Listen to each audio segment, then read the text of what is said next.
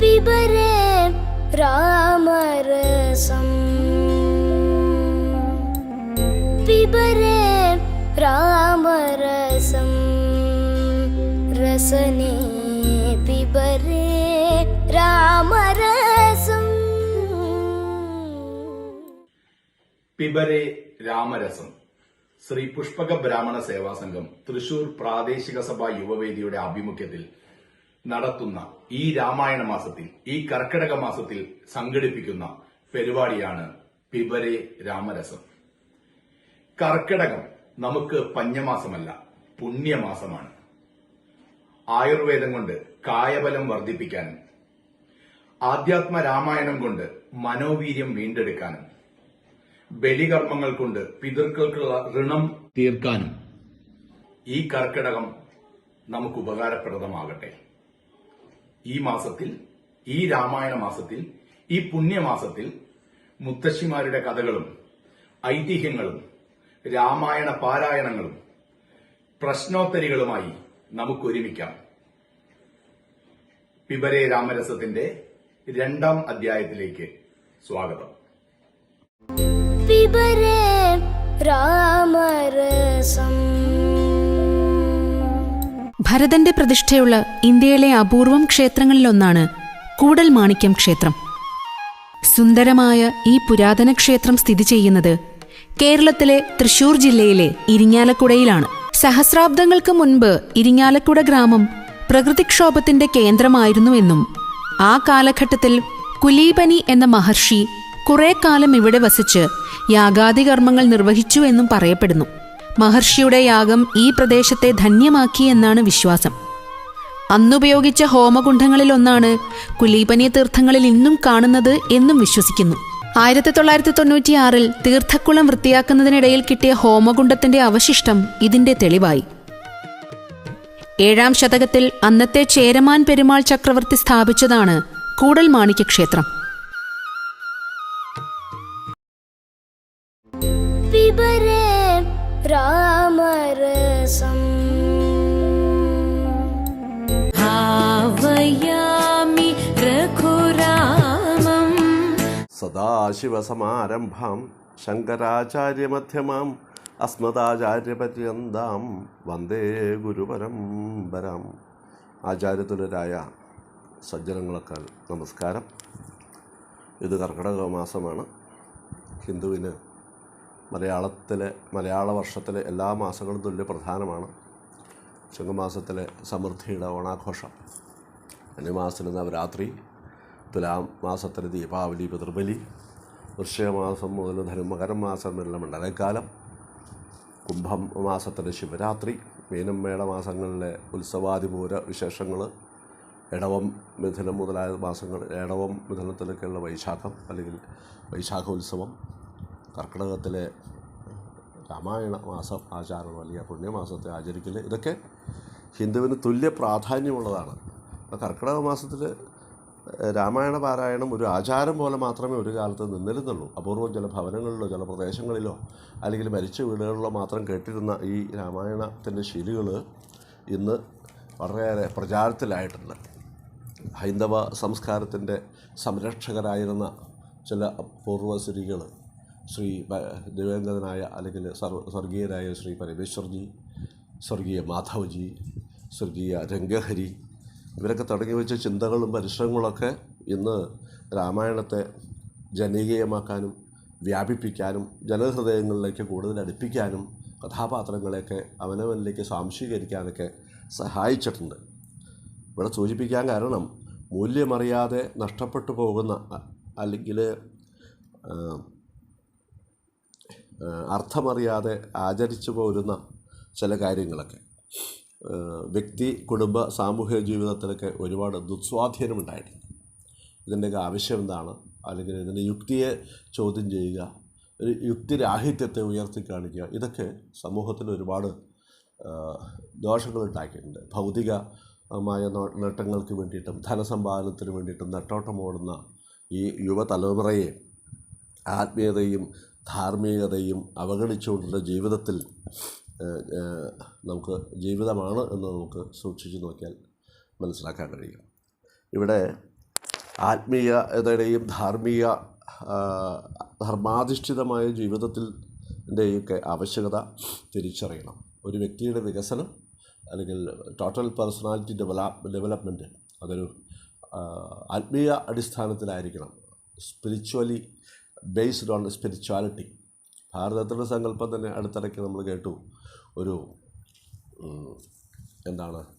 Spiritual tourism. ഇപ്പോൾ അടുത്തിടയ്ക്ക് കേൾക്കുന്നൊരു വാക്കാണ് spiritual tourism. ഭാരതത്തിലൊട്ടേറെ ക്ഷേത്രങ്ങളുണ്ട്. അവയൊക്കെ നവീകരിക്കുന്നു, അവയൊക്കെ ആധുനികവൽക്കരിക്കുന്നു. അവിടേക്കുള്ള ഗതാഗതങ്ങൾ, യാത്രാ സൗകര്യങ്ങൾ, താമസ സൗകര്യങ്ങളൊക്കെ വർദ്ധിപ്പിക്കുന്നു. ഇതൊക്കെ ആ സ്പിരിച്വൽ ടൂറിസം എന്ന ഒരു സങ്കല്പമാണ്. അപ്പോൾ ഭാരതത്തിൽ മൊത്തമുള്ള ആ സംസ്കാരത്തെ പുനരുജ്ജീവിപ്പിക്കാൻ അല്ലെങ്കിൽ വീണ്ടും ഉയർത്തിക്കൊണ്ടുവരാൻ ബോധപൂർവമായ ശ്രമം നടക്കേണ്ടതുണ്ട് എന്നുള്ള സൂചനയാണ് അതൊക്കെ നമുക്ക് മനസ്സിലാക്കി തരുന്നത്. അപ്പോൾ ഈശ്വരഭക്തി വളർത്താനും അതിലൂടെ വികസന പ്രക്രിയയ്ക്ക് ഗുണമേന്മ ഉണ്ടാക്കാനുമാണ് ഇതിൻ്റെയൊക്കെ ലക്ഷ്യം. ഇതെല്ലാം കൂട്ടി നോക്കുമ്പോൾ ഒരു സമൂഹത്തെ ആകെ കൂട്ടിച്ചേർക്കാൻ സാധ്യമായ മഹത്തായൊരു ഇതിഹാസമാണ് രാമായണം. എത്രയോ സ്വാധീനമാണ് ഈ രാമായണ പാരായണത്തിലൂടെ ഉണ്ടാവുന്നതെന്ന് ചിന്തിച്ചാൽ നമുക്ക് മനസ്സിലാവും. ഈശ്വരഭക്തിയുടെ വിവിധ ഘട്ടങ്ങളെക്കുറിച്ച് ഭാഗവതത്തിലും രാമായണത്തിലൊക്കെ പറയുന്നുണ്ട്. സ്മരണം കീർത്തനം യസ്യത് ഭജനം പാദസേവനം അർച്ചനം വന്ദനം ദാസ്യം സഖ്യം ആത്മനിവേദനം. അതാണ് ഇതിൽ ആദ്യത്തെ 3 ഉപാധികൾ ഈ രാമായണത്തിൽ തന്നെ നമുക്ക് കാണിക്കാൻ പറ്റും. സ്മരണം, വന്ദനം, സ്മരണം, കീർത്തനം, ഭജനം. രാമായണ പാരായണത്തിലൂടെ നമുക്ക് സാധ്യമാകുന്നുണ്ട്. ഏത് കർമ്മത്തിലും സദാ ഈശ്വരസ്മരണ ഉണ്ടാവണം. ഭഗവത് സ്തുതികൾ കീർത്തനം ചെയ്താൽ നിത്യമായി അനുഷ്ഠാന രീതികളുണ്ടാവണം. അതിലൂടെ ആയിരിക്കണം ഭജനം ചെയ്യേണ്ടത്. ആ ഭജനത്തിലൂടെ ആയിരിക്കണം ദൈനംദിന ജീവിതങ്ങൾ കടന്നു പോകേണ്ടത് എന്ന് ഇത് പഠിപ്പിക്കുന്നു. ഇത് മലീമസമാകുന്ന മനസ്സിനെ നിർമ്മലമാക്കാൻ ഈ സ്മരണ, കീർത്തന, ഭജന ആദികൾ നമ്മളെ സഹായിക്കുന്നുണ്ട്. അതിനായി ഈ രാമായണം പോലെയുള്ള ഇതിഹാസങ്ങൾ വായിക്കുമ്പോൾ അത് സാധ്യമാകുന്നു. ഇനി തുഞ്ചത്തെഴുത്തച്ഛൻ എന്താണ് ഇതിനെക്കുറിച്ച് പറയുന്നത് നോക്കാം. ഋഷിതുല്യനായ ആ മഹാകവി, മലയാളത്തിൻ്റെ മഹാകവി, ആ രാമായണത്തെ നമുക്ക് പറഞ്ഞു തരുന്നത് തന്നെ നോക്കൂ. ബാലകാണ്ഡം വായിച്ചാൽ അറിയാം. ആദ്യം തന്നെ ഗണപതിയെ സ്തുതിച്ചുകൊണ്ടാണ്. എല്ലാത്തിനും ഒരു ആത്മീയ അടിസ്ഥാനം വേണം, ഈശ്വരഭക്തി വേണം. അറിവിൻ്റെ ഭണ്ഡാകാരമായ ആ മഹാശയൻ്റെ ഗ്രന്ഥരചനയുടെ ആദ്യം തന്നെ ഗണേശനെ ബന്ധിച്ചുകൊണ്ടാണ്. അത് കഴിഞ്ഞിട്ട് സരസ്വതി ദേവി നാവിൽ വിളയാടണമെന്ന് പറഞ്ഞുകൊണ്ടാണ്. വാരിജോത്ഭവമുഖ വാരിജവാസേ ബാലേ വാരിധി തന്നിൽ തിരമാലകളെന്ന പോലെ നാവുമ്മേൽ കളിക്കുക. അതാണ് നാവുമ്മേൽ ഭാരതീ പദാവലി തോന്നണം. അതാണ് ആ ഭഗവാനോടുള്ള അഭ്യർത്ഥന. ഗണേശനോട് തൻ്റെ പ്രാരബ്ധ വിഘ്നങ്ങളെ തടയണമെന്ന് പറയുന്ന ആ അഭ്യർത്ഥന. ഇതെല്ലാം കഴിഞ്ഞു അവസാനം കൃഷ്ണനാം പുരാണകർത്താവിനെ വണങ്ങുന്നു. കൃഷ്ണദ്വൈപായനാണ് അവിടെ ഉദ്ദേശിക്കുന്നത്. ആ വ്യാസനെ നമിച്ചുകൊണ്ടാണ് ഈ മഹാകവി അല്ലെങ്കിൽ എഴുത്തച്ഛൻ തൻ്റെ രചന തുടങ്ങുന്നത് തന്നെ. ആ എളിമയുടെയും വിനയത്തിൻ്റെയും ഭക്തിയുടെ ഒക്കെ ഭാവം അതിൽ കാണാമെന്നാണ് അതിൻ്റെ സൂചന. തുടർന്ന് അദ്ദേഹം ഒന്നുകൂടി പറയുന്നുണ്ട്. വേദശാസ്ത്രങ്ങൾക്ക് അധികാരിയല്ലെന്നോർത്ത് ചേതസി സർവം ക്ഷമിച്ചിടുവിൻ കൃപയാൽ. എനിക്ക് വേദവും ശാസ്ത്രമൊന്നും പഠിക്കാനുള്ള യോഗ്യതയില്ല, എന്നാലും അങ്ങ് അവിടുന്ന് ക്ഷമിച്ച് എന്നിൽ കാരുണ്യമുണ്ടാവണം എന്ന് പറഞ്ഞിട്ടാണ് രാമായണം എഴുതാൻ തുടങ്ങുന്നത്. ഈ രാമായണത്തിൻ്റെ ശീലുകളിലേക്ക് കിടന്നാലോ, രചനയുടെ മഹത്വം ഒന്ന് നോക്കാം. അദ്ദേഹം ആദ്യത്തെ ആ ശ്ലോകം 203 തന്നെ രാമനെ വർണ്ണിക്കുന്നതായിട്ടുള്ള പദാവലികളെ നോക്കിയാൽ അറിയാം.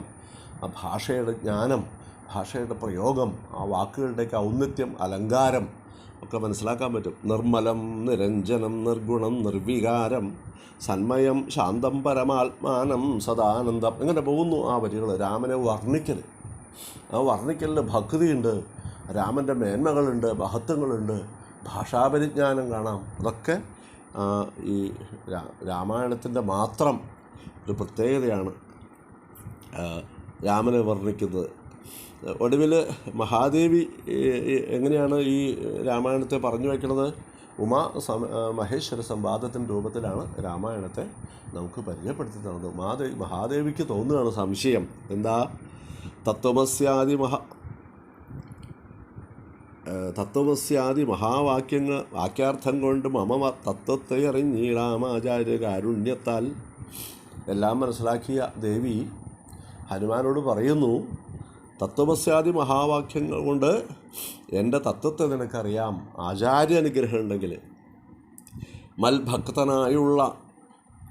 മൽഭക്തനായുള്ളവനീ പദമറിയുമ്പോൾ മൽഭാവം പ്രാപിച്ചിടും. അതാണ് രാമതത്വത്തെ അറിഞ്ഞാൽ രാമതുല്യനാവും, രാമപാദത്തുകൾ നമുക്ക് അഭയം കിട്ടും എന്നാണ്. ഒന്നും കൂടി തുടർന്ന് പറയുകയാണ്, സർവവേദാന്തസാരസംഗ്രഹം രാമതത്വം. ദേവി ഹനുമാനോട് പറയാം, രാമൻ എന്ന് പറഞ്ഞാൽ ആ തത്വം, രാമൻ്റെ തത്വം സർവവേദാന്ത സാരസംഗ്രഹമാണ്. വേദങ്ങളും വേദാന്തങ്ങളും അന്വേഷിച്ച് നടക്കണ്ട, അതൊക്കെ രാമനാണ്. രാമൻ്റെ തത്വങ്ങളിൽ അതൊക്കെ അടങ്ങിയിട്ടുണ്ട്. ഭക്തർക്ക് മാത്രമേ ഈ തത്വം ഗ്രഹിക്കാൻ സാധിക്കുള്ളൂ എന്നാണ് പറഞ്ഞതിൻ്റെ അർത്ഥം. അത് രാമായണ മാഹാത്മ്യത്തെക്കുറിച്ച് എഴുത്തച്ഛൻ ചൂണ്ടിക്കാണിക്കുന്നുണ്ട്. എന്താ? ഇതൊരു അധ്യാത്മ പ്രദീപകമാണ്. രാമായണം ഒരു അധ്യാത്മ പ്രതീകമാണ്, അല്ലെങ്കിൽ രാമതത്വം ഒരു അധ്യാത്മ ഒരു വിളക്കാണ്. അത് അത്യന്ത രഹസ്യമാണ്.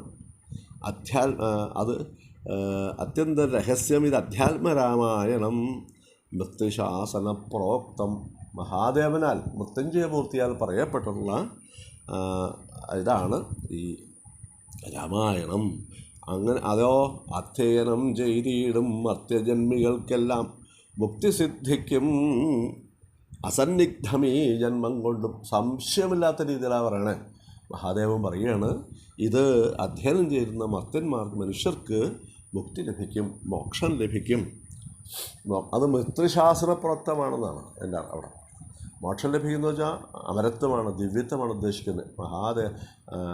ഒരു ജന്മമില്ലാത്തൊരവസ്ഥയിലേക്ക് നമ്മളെ എത്തിക്കാൻ സാധിക്കും. ഈ രാമായണത്തിന് തത്വമറിഞ്ഞാൽ, രാമഭക്തി ഉണ്ടായാൽ, രാമനെ പ്രണമിച്ചാൽ എന്നൊക്കെയാണ്. ഇങ്ങനെ ഉമാമഹേശ്വര സംവാദ രൂപത്തിൽ ഇത് പറഞ്ഞു കൊടുക്കുന്നത്. ഓരോ വാചകങ്ങളെയും ശ്രദ്ധയോടുകൂടി ഉമാമഹേശ്വര സംവാദം വായിച്ചാൽ എന്താണെന്ന് വായിച്ചാൽ മാത്രം പോരാ, വീണ്ടും വായിക്കണം, ചിന്തിക്കണം, വീണ്ടും ചിന്തിക്കണം. അങ്ങനെയുള്ള ഒരു പഠനത്തിന് മാത്രമേ ഒരു യഥാർത്ഥ ഭക്തനാവാൻ കഴിയുള്ളൂ. ആ ഭക്തന് രാമതത്വത്തെ അറിയുള്ളൂ എന്നാണ് ഇവിടെ പറയണത്. കാരുണ്യമെന്നെക്കുറിച്ചുണ്ടെങ്കിലോ എനിക്കിപ്പോൾ ശ്രീരാമദേവതത്വം ഉപദേശിച്ചിടണം. ആ മഹാദേവിനെ പറയും. ആരാ? ജഗന്നിതാവായ ആ മഹാദേവി എന്നെ ദേവനോട് ചോദിക്കുകയാണ്, എന്നിൽ എന്തെങ്കിലും കാരുണ്യമുണ്ടെങ്കിൽ എനിക്ക് ദേവതത്വം പറയണം. അങ്ങനെ ദേവൻ്റെ തത്വങ്ങളൊക്കെ പറഞ്ഞു കൊടുത്ത് ആ ഉമാമഹേശ്വര സംവാദം പറയുന്നു. ആ പറഞ്ഞതിൻ്റെ രത്നച്ചുരുക്കം ഇതാണ്.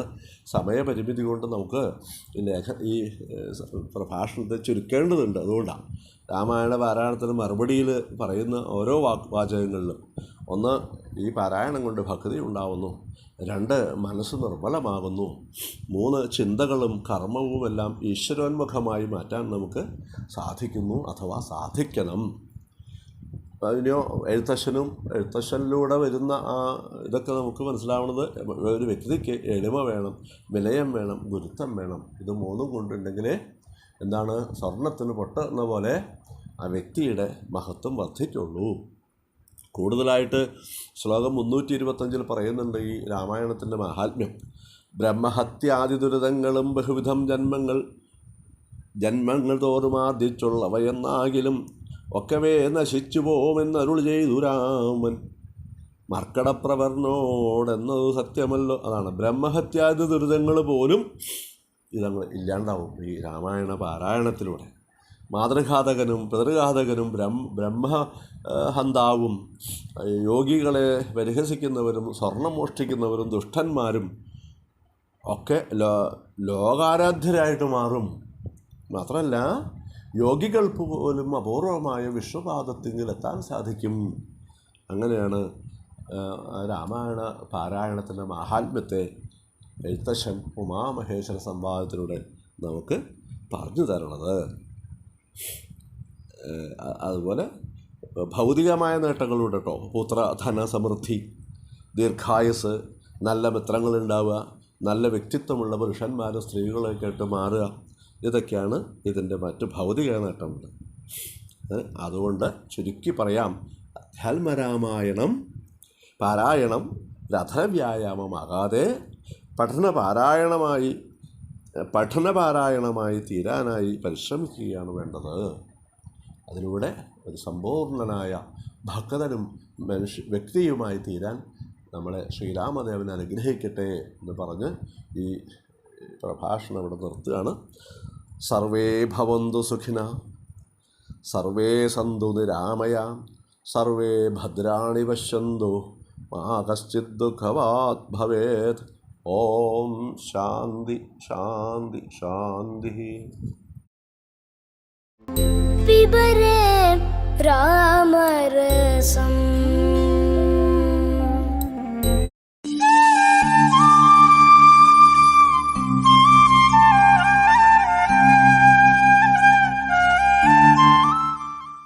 ശ്രീരാമ രാമ രാമ ശ്രീരാമചന്ദ്ര ജയ, ശ്രീരാമ രാമ രാമ ശ്രീരാമഭദ്ര ജയ, ശ്രീരാമ രാമ രാമ സീതാഭിരാമ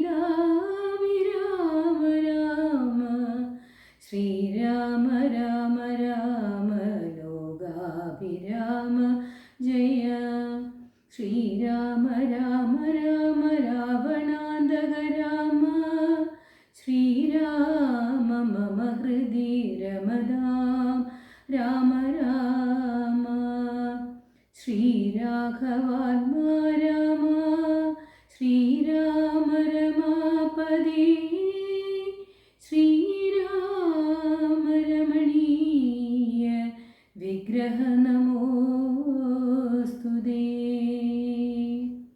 നാരായണായ നമോ, നാരായണായ നമോ, നാരായണായ നമോ, നാരായണായ നമഃ. ശ്രീരാമനാമം പാടി വന്ന പൈങ്കിളിപ്പെണ്ണേ, ശ്രീരാമചരിതം നീ ചൊല്ലിയിടുമടിയാ അതേ.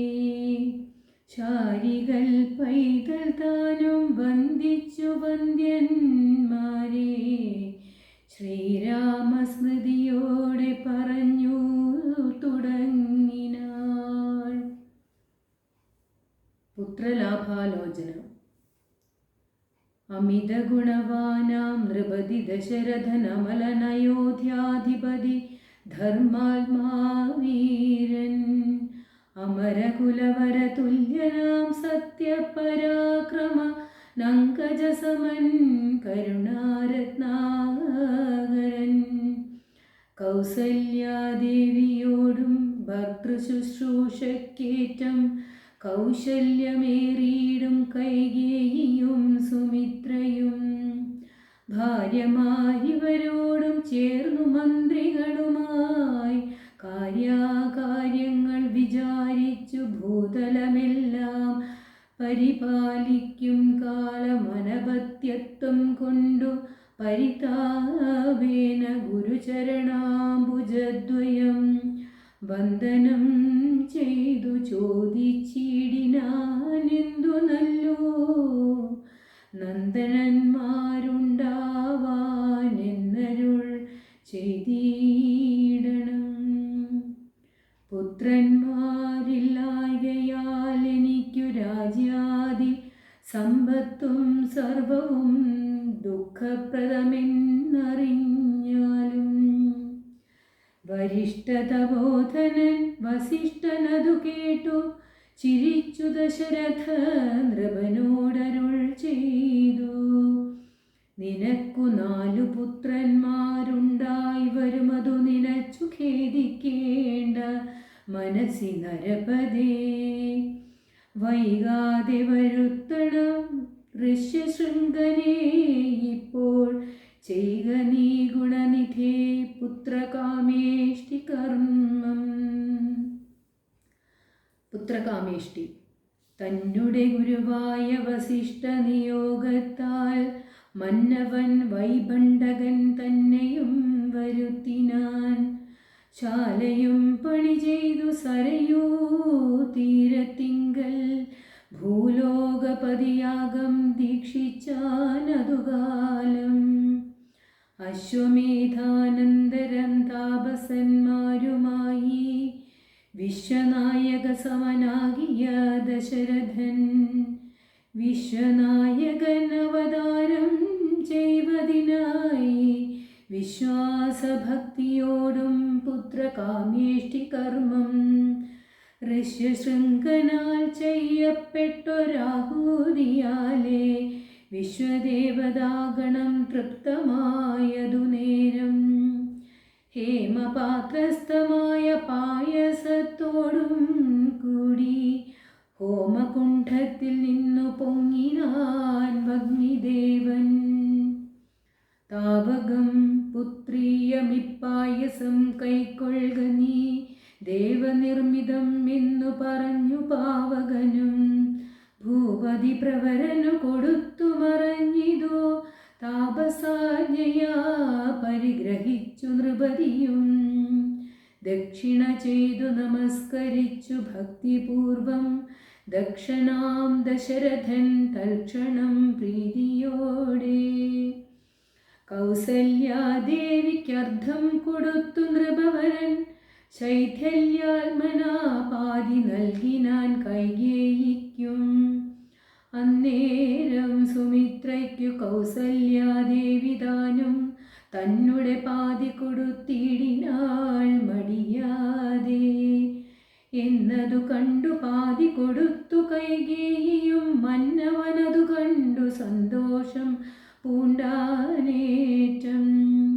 തൻ പ്രജകൾക്കു പരമാനന്ദം വരുമാറു ഗർഭവും ധരിച്ചിതു മൂവരും അതുകാലം. അപ്പോഴേ തുടങ്ങി ക്ഷോണീന്ദ്രനാം ദശരഥൻ വിപ്രേന്ദ്രന്മാരെയൊക്കെ വരുത്തി തുടങ്ങിനാൻ. ഗർഭരക്ഷാർത്ഥം ജപഹോമാദി കർമ്മങ്ങളും ഉൽപ്പലാക്ഷികൾക്കനുവാസരം ക്രമത്താലേ ഗർഭചിഹ്നങ്ങളെല്ലാം വർദ്ധിച്ചു വരുന്തോറുമുൾ പ്രേമം കൂടെ കൂടെ വർദ്ധിച്ചു നൃപേന്ദ്രനും.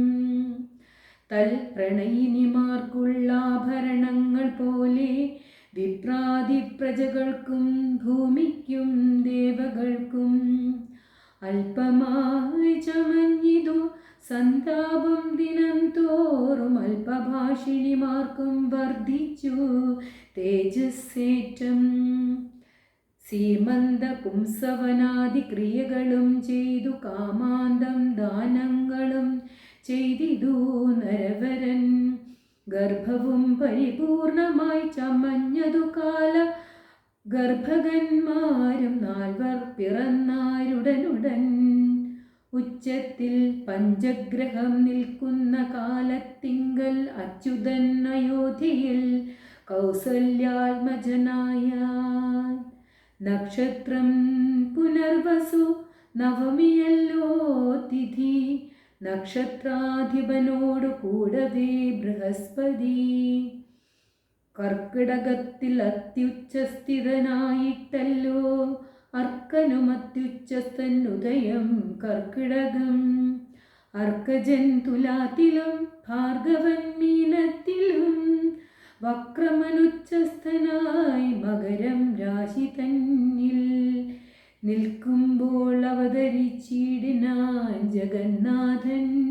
ദിക്കുകളൊക്കെ പ്രസാദിച്ചിതു ദേവകളും. പെറ്റിതു കൈകേയിയും പുഷ്യനക്ഷത്രം കൊണ്ടേ. പെറ്റേനാൾ സുമിത്രയും പെറ്റിതു പുത്രദ്വയം. ഭഗവാൻ പരമാത്മാ മുകുന്ദൻ നാരായണൻ ജഗദീശ്വരൻ ജന്മരഹിതൻ പത്മേഷണൻ. ഭുവനേശ്വരൻ വിഷ്ണു തന്നെ ചിഹ്നത്തോടും അവതാരം ചെയ്തപ്പോൾ കാണായി കൗസല്യയ്ക്കും. സഹസ്രകിരണന്മാരൊരുമിച്ചൊരു നേരം സഹസ്രായുധമുദിച്ചുയരുന്നതുപോലെ. സഹസ്രപത്മോദ്ഭവ നാരദ സനഗാദി സഹസ്രനേത്രമുഖ വിബുധേന്ദ്രന്മാരാലും വന്ധ്യമായിരിപ്പോരു നിർമ്മല മകുടവും സുന്ദര ചിഗുരവും അളക സുഷുമയും കാരുണ്യാമൃത രസസമ്പൂർണ നയനവും ആരുണ്യാംബര പരിശോഭിത ജഗനവും ശംഖചക്രാബ്ജ ഗദാശോഭിത ഭുജങ്ങളും ശംഖസന്നിഭകളരാജിത കൗസ്തുഭവും ഭക്തവാത്സല്യം ഭക്തന്മാർക്കു കണ്ടറിവാനായി വ്യക്തമായിരിപ്പോരു പാവന ശ്രീവത്സവും കുണ്ടലമുക്താഹാര കാഞ്ചിനൂപൂരമുഖമണ്ഡലങ്ങളും ഇന്ദുമണ്ഡല വദനവും പണ്ടു ലോകങ്ങളെല്ലാം അളന്ന പാദാബ്ജവും കണ്ടു കണ്ടുണ്ടായൊരു പരമാനന്ദത്തോടും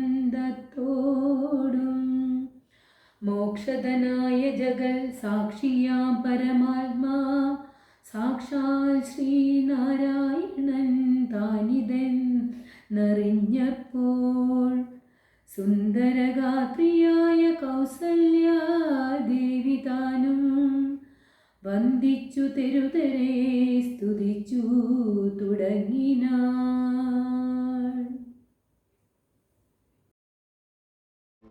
പിബരേ രാമരസം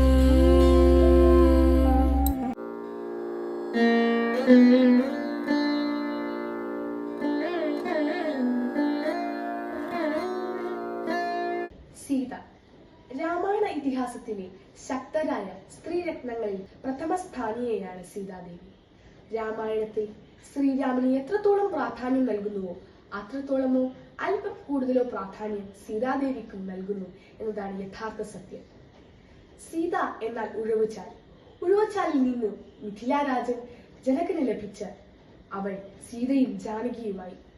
മൈഥിലി, ഭൂമിജ എന്നിങ്ങനെ അനേകം പേരുകളിലും സീതാദേവി അറിയപ്പെടുന്നു. വേദവതി എന്ന തപോകന്യകയുടെ പുനർജന്മമായും സീതാദേവിയെ പരിഗണിക്കുന്നു. വിഷ്ണുവിന്റെ പരമഭക്തയും മനസ്സാൽ അദ്ദേഹത്തെ വരിക്കുകയും ചെയ്ത വേദവതി ഒരിക്കൽ രാവണനാൽ അപമാനിക്കപ്പെടുകയും തുടർന്ന് അവളുടെ ശാപം നിമിത്തം രാവണൻ അവന്റെ മരണം സ്വയം കുറിക്കുകയും ചെയ്യുന്നു. വേദവതിയുടെ തപശക്തി ആർജിച്ച് ഉടലെടുത്ത മഹാലക്ഷ്മി സ്വരൂപിണിയാണ് സീതാദേവി. അതുകൊണ്ട് തന്നെ അവൾ നിമിത്തം ദശകണ്ഠന്റെ മരണവും സംഭവിക്കുകയുണ്ടായി. ക്ഷമ, സഹനം, മനഃശക്തി എന്നിവയുടെ പ്രതീകമായി സീതാദേവി രാമായണത്തിലുടനീളം പ്രത്യക്ഷപ്പെടുന്നു. മാതൃത്വത്തിന്റെ സുന്ദര രൂപമായും കവി സീതയെ ചിത്രീകരിക്കുന്നു. രാമായണത്തിൽ ഉത്തമ പത്നിയും പാതിവൃത്യത്തിന്റെ സുന്ദര രൂപവുമായി സീത മാറുന്നു. തന്റേതായ വ്യക്തിത്വം പ്രകടമാക്കുന്നതിനാൽ ഉത്തമ സ്ത്രീ രക്തത്തിന് ഉത്തരം സീത തന്നെ. ആദ്യകാവ്യമായ വാൽമീകി രാമായണത്തിന് ഉണ്ടായതിൽ വെച്ച് ഏറ്റവും മോഹനമായ തർജ്ജമയായ എഴുത്തച്ഛന്റെ അധ്യാത്മ രാമായണത്തിൽ സീത ഉത്തമ പുരുഷനൊപ്പം ഉത്തമ സ്ത്രീയായി മാറുന്നു. ഒരു സ്ത്രീയുടേതായ സകല ചാബല്യവും വിശിഷ്യതയും സീതയിൽ കാണാം. മാതൃവൃത സ്നേഹം, ഭാതൃസ്നേഹം, പതിഭക്തി, രാഗം, പുത്രവാത്സല്യം തുടങ്ങിയ ഒരു സ്ത്രീയിൽ കുടിയിരിക്കുന്ന സർവഗുണവും സീതയിൽ കാണാം. അവൾ ലോകമാതാവാണ്. ഭർത്താവിനാൽ തിരസ്കരിക്കപ്പെട്ടിട്ടും തന്റെ വ്യക്തിത്വവും അഭിപ്രായവും അവൾ മുറുകെ പിടിച്ചു. ജനകന്റെ സ്നേഹത്തണലിൽ മിഥിലയുടെ ഐശ്വര്യവും രാമഹൃദയത്തിൽ വസിച്ച് അയോധ്യയുടെ സൗഭാഗ്യവുമായ സീത ഒടുവിൽ തന്റെ അവതാര ലക്ഷ്യം അവസാനിപ്പിക്കുമ്പോൾ തന്റെ യഥാർത്ഥ സ്വത്വത്തിലേക്ക് യാത്രയാകുന്നു. ഭൂമിദേവിയുടെ മടിത്തട്ടിലേക്കുള്ള അവളുടെ ആ യാത്ര ഒരിക്കലും നിസ്സാരമായിരുന്നില്ല. സർവവും ത്യജിച്ച് തികഞ്ഞ സന്യാസിനി രൂപമായിരുന്നു അവൾക്കപ്പോൾ. ഭാരത ഇതിഹാസ സ്ത്രീ കഥാപാത്രങ്ങളിൽ വെച്ച് ഏറ്റവും ഇത്രയും വിശിഷ്ടയായ സീതയെ അതിനാലാകാം പലർ പല ദൃഷ്ടിയിൽ വാഴ്ത്തുന്നത്. ഉഗ്രരൂപിണിയും വാക്ചാതുരിയും ഉള്ള പെൺശബ്ദമായും സഹനത്തിന്റെ നൈർമല്യത്തിന്റെ ശുദ്ധ രൂപവുമായും അവളെ കവികൾ പാടി. സീത ഒരു കണ്ണുനീർ തുള്ളിയായി ചിത്രീകരിക്കുമ്പോൾ അവളുടെ ജീവിതം ഒരു സ്ത്രീയുടെ നേർസാക്ഷ്യം മാറുന്നു. നന്ദി, നമസ്കാരം. പിബരേ രാമരസം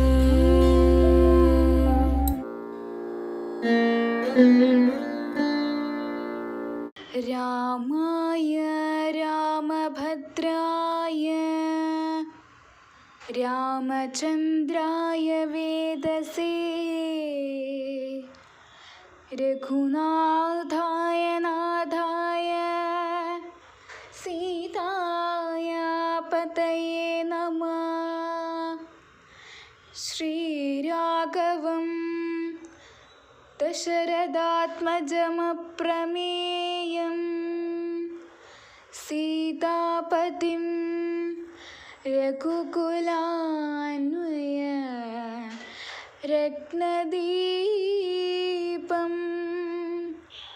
ആജാനബാഹുമരവിന്ദദളായദാക്ഷം രാമം നിശാചരവിനാശകരം നമാമി. ആജാനബാഹുമരവിന്ദദളായദാക്ഷം രാമം നിശാചരവിനാശകരം നമാമി. പൂർവം രാമതപോവനാദിഗമനം ഹത്വാ മൃഗം കാഞ്ചനം വൈദേഹീഹരണം ജടായുമരണം സുഗ്രീവസംഭാഷണം ബാലീനിഗ്രഹണം സമുദ്രതരണം ലങ്കാപുരീമർദ്ദനം പശ്ചാത് രാവണകുംഭകർണനിധനം ഏതദ്ധി രാമായണം. രാമ രാമ രാമ രാമ രാമ രാമ പാഹി മാം. രാമ രാമ രാമ രാമ രാമ രാമ പാഹി മാം. രാമ രാമ രാമ രാമ രാമ രാമ പാഹി മാം. രാഘവാ മനോഹരാ ഹരേ മുകുന്ദ പാഹി മാം. രാമനാമമന്ത്രമോദി വാണിടുന്ന മാനുഷർ ലോകമാന്യരായി ഭവിച്ചു ദിവ്യലോകമാർന്നിടും. അത്ര ശുദ്ധ സത്യപൂർണമായ രാമസൽക്കഥ തോന്നണം എനിക്കു നിത്യം. രാമ രാമ പാഹി മാം. തോന്നണം എനിക്കു നിത്യം. രാമ രാമ പാഹി മാം. തോന്നണം എനിക്കു നിത്യം. രാമ രാമ പാഹി മാം.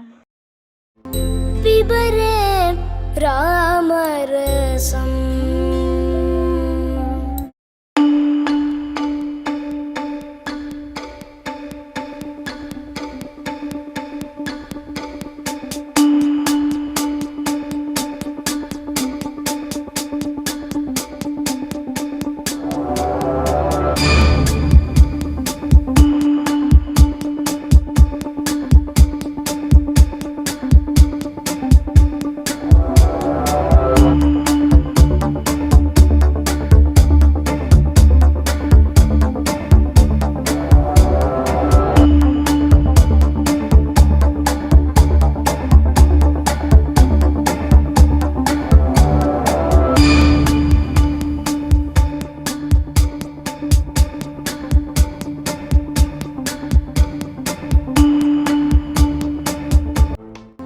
പിബരേ രാമരസം. പിബരേ രാമരസം. രസനേ പിബരേ